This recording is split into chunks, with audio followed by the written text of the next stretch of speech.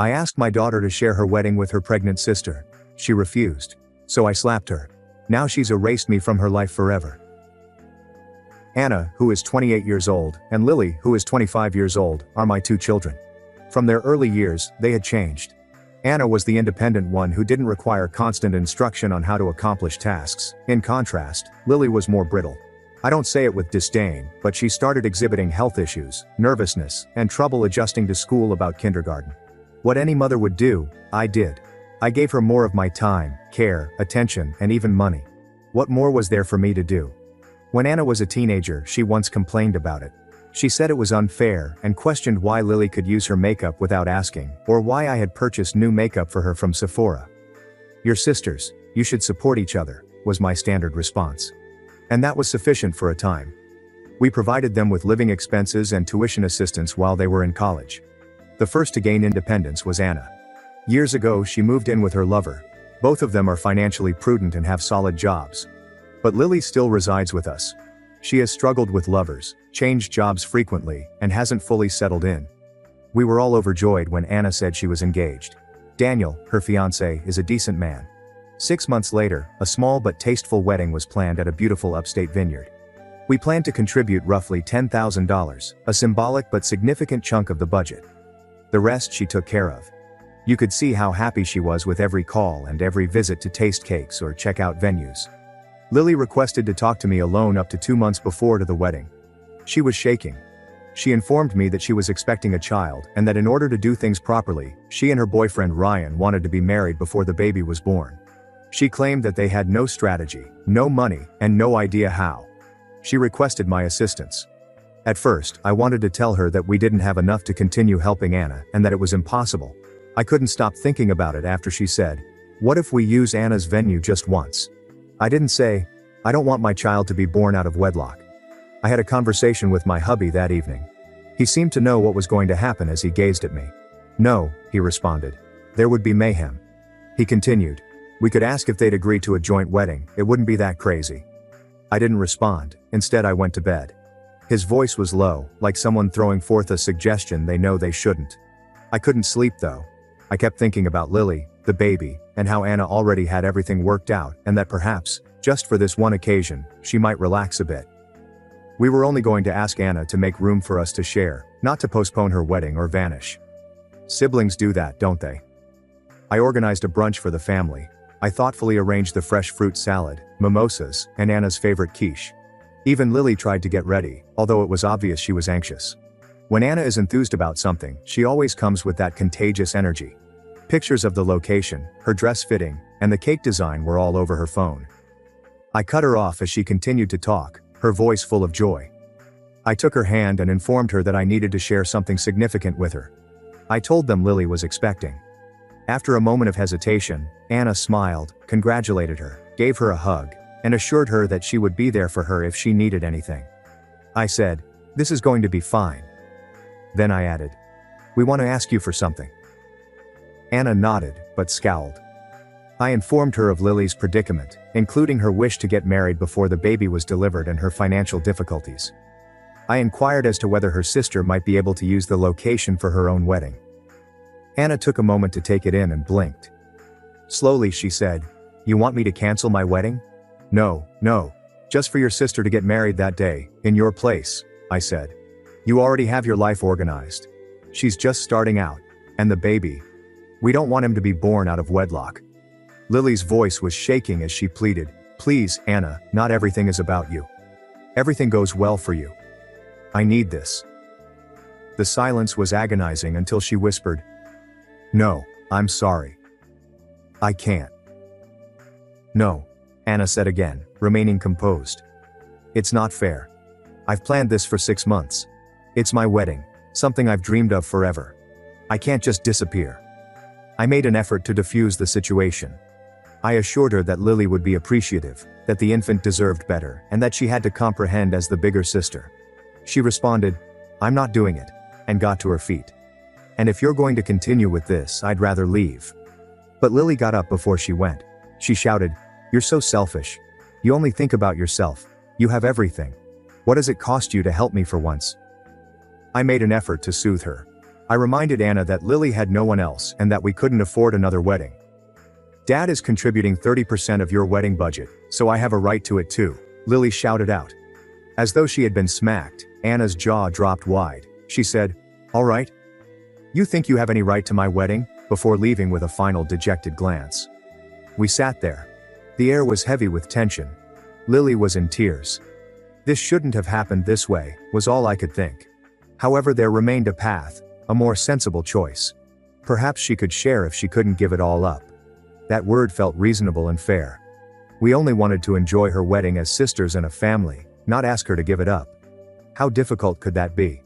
When I suggested we speak with Anna once more, my husband gave me a worried look. He warned me that we might have gone too far, and that we were pushing her too hard. But when Lily gazed at me with those beseeching eyes every day, as though everything relied on me, I couldn't give up. So I made lunch again. I told Anna that we only wanted to chat, and that we wanted to apologize, but we weren't going to force her to cancel the wedding. Anna arrived grinning tensely. We didn't talk as we ate. Nothing more than a few kind remarks were made. I ended by telling her that we were sorry, that we understood her viewpoint, and that we wanted to make things clear. I introduced the new proposal as soon as she agreed and accepted the apology. "So, what would you think about sharing the wedding with your sister?" Anna gave me a look like she didn't get it. "What do you mean, share?" "On the same day, at the same event, you would tie the knot, you first, Lily second, or vice versa. It isn't that difficult. We simply change a few things about the timetables, and we can even change everyone's honeymoon tickets. We would work things out." "Mom, are you being serious?" "Yes, it's for your sister. She's sensitive, you know, and your nephew is on the way. We thought it would be nice, a moment to bring you two together." She placed her cutlery on the table. "Mom, we already have everything ready. Every minute, every vendor, every reservation. It's not as easy as you think. And besides, it's my wedding, not a group event." Lily sprang out of her silence. "See? I told you she wouldn't even agree to this. She doesn't care about anyone but herself." I made another attempt to soothe her. I explained that it was only a suggestion and that there was no need to argue, adding that Anna could at least assist by making a few changes. I even proposed delaying the date a little if it would make planning easier. Anna got to her feet at that point, clearly in pain. "You really thought I would accept this? That I would give you my wedding because you say so? You know what this has cost me, what it means to me?" Lily screamed and cut her off. "Everything costs you. It's always about you. You don't know what it's like to have to start from scratch." Anna looked across at me. "And you, Mom? Did you ever think about what I want? Or do I just have to watch you choose Lily every single time?" I didn't consider it. It was a desperate reaction, an urge. I gave her a slap. The hush that followed was deafening, yet the slap itself wasn't difficult. Anna's expression was one of deep disappointment rather than rage or tears. "I won't do it," she murmured quietly. "And if you still think you can come to my wedding after this, go ahead.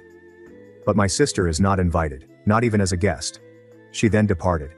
Lily was in tears. My hubby was stunned. And all I could do was hope that she would reconsider, that there was still time. Because after all, what daughter could possibly exclude her own mother? It would be unkind, unyielding, and heartless of anyone to deny their own mother access to such a significant occasion. I clung to that. I reassured myself that although Anna was upset, she would eventually move past it. That she was furious when she said it.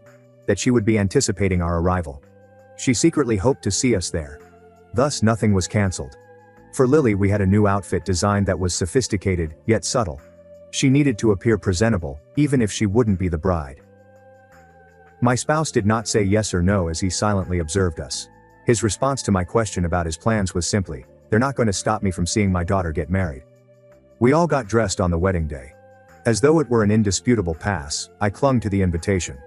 To prove to her that everything could be worked out, we came early and were prepared to take our seats. However, the security guy halted us at the vineyard's entrance. "Names, please." We provided them. "I'm sorry, you're not on the list." With a trembling laugh, I showed him the invitation. "We're the parents of the bride." After checking a tablet, the guard glanced inside before turning back to face us. She was very clear. "You and your daughter are not authorized to enter." With a scowl, my husband pulled out his phone and dialed Anna. She showed up a few minutes later, looking stunning and flawless in white, but with icy cold eyes. She declared, "I'm not letting you in." My husband started to wonder, "What are you saying?" You're going to leave us out here? Yes. I don't want you to ruin my day. You already tried once. I don't want to share my wedding, and I don't want to see you here. Not Mom. Not Lily. In response, he responded, but we put money down. 30% of the budget was our $10,000. Anna answered, so what? You want it back? Fine. I'll pay you back. But I'm not going to let this happen again. This day is mine. I don't want blackmail. I don't want scenes. Lily let out a scream. So you ruin everything. You can never do anything for me.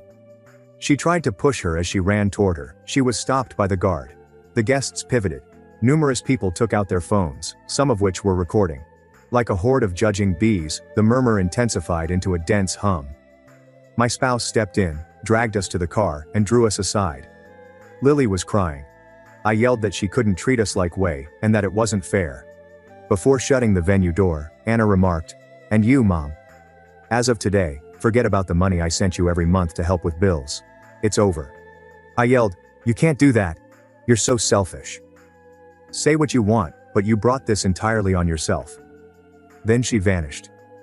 Without saying anything, my spouse started the car.